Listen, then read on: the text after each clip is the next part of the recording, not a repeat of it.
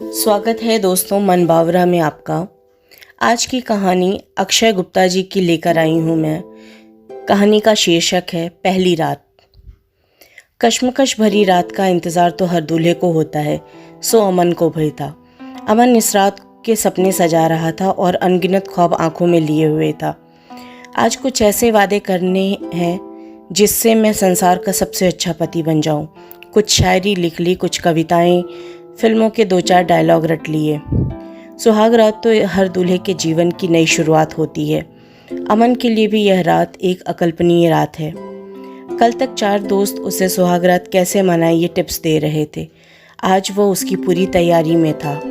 मन भी घबराया हुआ था और अपने पुरुषत्व पर विश्वास भी। चाहे जैसी भी स्थिति हो, वो तो एक मर्द है, पर वह पहले एक दोस्त, सच्चा प्रेमी, एक आदर्श पति बनना चाहता था। इसलिए उसने बड़ी भारी तैयारी कर ली थी। मध्य शाम हुई तो दादी माँ की आवाज़ आई, अमन, ओ अमन। अमन के आते ही दादी माँ ने कहा, बेटा तुझसे कुछ कहना है। ऐसा कहते हुए वह शुरू हो चली। बेटा, घर में आज तेरे दादा या पापा जिंदा होते तो तुझे कुछ समझाते, पर क्या करें, ईश्वर की इच्छा, और तेरी माँ पर तो मुझे कुछ भरोसा है नहीं। मैं दरअसल आज रात के बारे में बात बताने आई हूँ। अमन, क्या?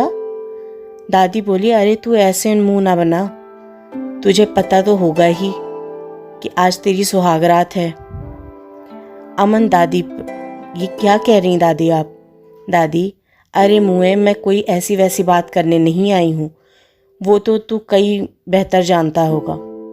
आजकल का समाज ही ऐसा है, बच्चा पैदा होते ही जान जाता है वो पैदा कैसे हुआ, और तू तो 25 साल का हो गया। अमन, दादी मेरा मतलब वो नहीं था। दादी, चल अब ठीक है, वो मतलब नहीं था, ये मतलब नहीं था। अब जो कह रही हूँ वो ध्यान से सुन। बेटा, सुहाग रात का मतलब क्या होता है वो बताने आई हूँ। अमन शर्माने लगा। दादी बोली, सुन बेटा, सुहाग रात का मतलब ही पति पत्नी के मध्य विश्वास की एक कड़ी की शुरुआत करना है, जिसे वो हमेशा थाम कर रखें और अपना भावी जीवन सफल बनाए। जब तक एक दूसरे पर विश्वास नहीं होगा, तब तक जीवन एक बिना पहियों की गाड़ी के समान ही है। आज तुझे मौका मिले है, इसे गंवाना मत।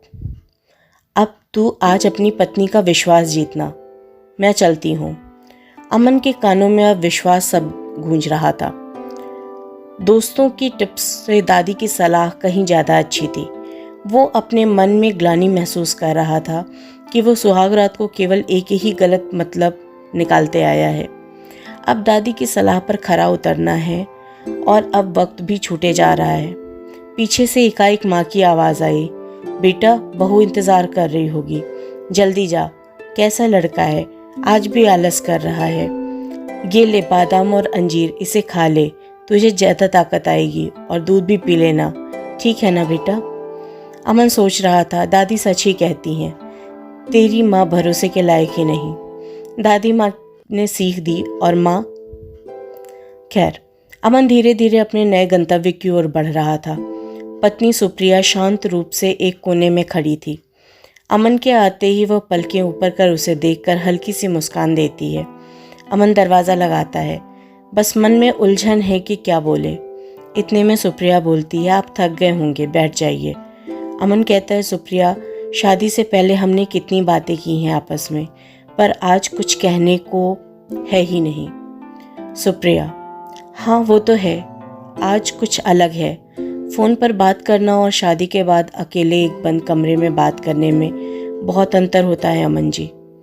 क्या मैं आपको अमन जी कहकर बुला सकती हूँ, यदि आपको कोई परेशानी ना हो?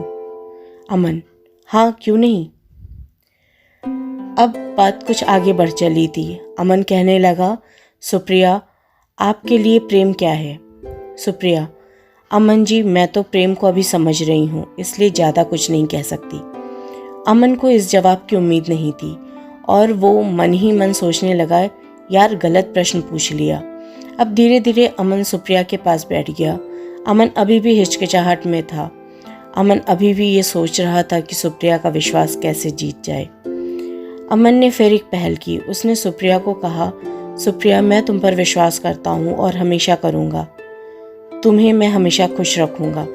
मैंने तुमसे प्यार किया है, मैं तुम्हें जीवन की हर खुशी दूंगा, तुम्हारा सुख दुख का साथी बनूंगा, तुम अपनी हर परेशानी मुझसे बता सकती हो, मैं जीवन के हर कदम में साथ खड़ा रहूंगा। और अंत में यह कहा कि सुप्रिया, तुम्हें मुझ पर विश्वास करना होगा। और इतना कहकर अमन ने एक लंबी सांस ली।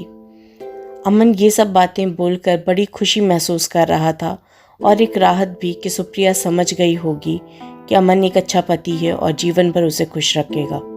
सुप्रिया एक समझदार लड़की है। बड़े शांत मन से अमन की बात सुन रही थी। अमन की बात खत्म होते ही वह बोली, अमन जी, मुझे पता है आप बहुत अच्छे इंसान हैं, पर क्या आप मेरी एक बात मानेंगे? अमन ने कहा, क्या? सुप्रिया, आपको अपने मोबाइल में पासवर्ड।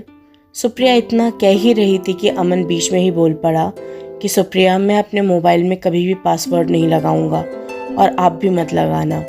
सुप्रिया ने कहा कि अमन जी, मैं ये कहना चाहती थी कि आप अपने मोबाइल में हमेशा पासवर्ड लगा कर ही रखें।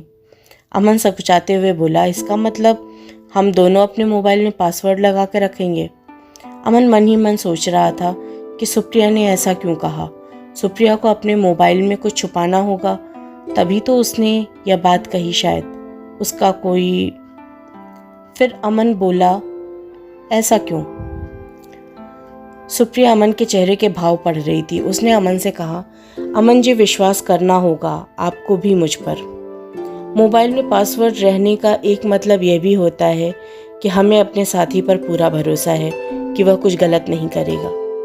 अमन अपने आप में शर्मिंदा है और अपनी नज़रें झुका लेता है। इधर सुप्रिया हल्के से मुस्कुरा रही है और कहने लगी, अमन जी, अब आपको मुझ पर विश्वास हो गया होगा, पर मुझे तो आप पर पूरा भरोसा पहले से ही था।